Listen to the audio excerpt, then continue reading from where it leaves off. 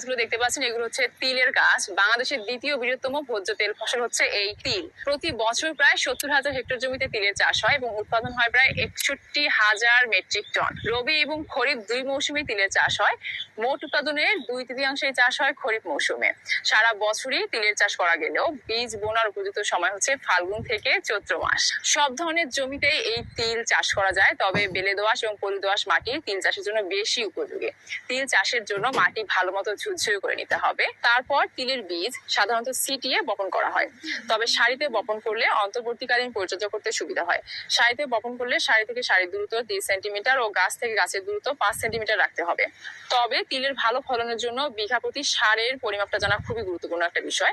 এক্ষেত্রে ইউরিয়া 14 থেকে 17 KG, TSP 17 থেকে 20 কেজি, এমওপি 5 থেকে 7 কেজি, জিপসাম 14 থেকে 15 KG, zinc sulphate 1 KG, boric acid 1 থেকে 1.5 কেজি প্রয়োজন মতো। সার প্রয়োগের ক্ষেত্রে ইউরিয়া সারের অর্ধেক ও বাকি সব সার জমিতে শেষ চাষের সময় ছিটিয়ে মাটির সঙ্গে ভালোভাবে মিশিয়ে দিতে হবে। বাকি ইউরিয়া বীজ বপনের 25 থেকে 30 দিন পর ফুল আসার সময় উপরই প্রয়োগ করতে হবে। পানি সেচের ব্যবস্থা রাখতে হবে। রবি মৌসুমে চাষ করলে বীজ বোনার 25 থেকে 30 দিন পর ফুল আসার সময় একবার সেচের প্রয়োজন হয়।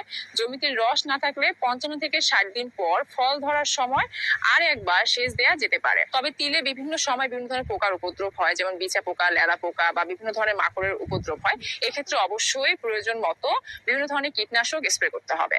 এই তিলের তেল হচ্ছে উচ্চমাত্রার পুষ্টিকর ভেজিটেবল অয়েল। এতে রয়েছে vitamin E, vitamin B complex, vitamin D, এছাড়াও জিঙ্ক, ক্যালসিয়াম, ফসফরাস সহ বেশ কিছু পুষ্টি উপাদান যা আমাদের শরীরের জন্য অনেক উপকারী। নিয়মিত তিলের তেল মাথার স্ক্যাল্পে মালিশ করলে অকালে চুলের পক্কতা রোধ হয়। রান্নায় তিলের তেল ব্যবহার করলে ব্লাড সুগার নিয়ন্ত্রণে থাকে। এছাড়াও ইনসুলিন এবং গ্লুকোজের মাত্রা ঠিক থাকে। তাই ডায়াবেটিস রোগীদের জন্য খুবই উপকারী একটি তেল হচ্ছে এই তিলের তেল। এছাড়াও তিলের তেল ব্যবহার করলে ত্বকের উজ্জ্বলতা বাড়ে।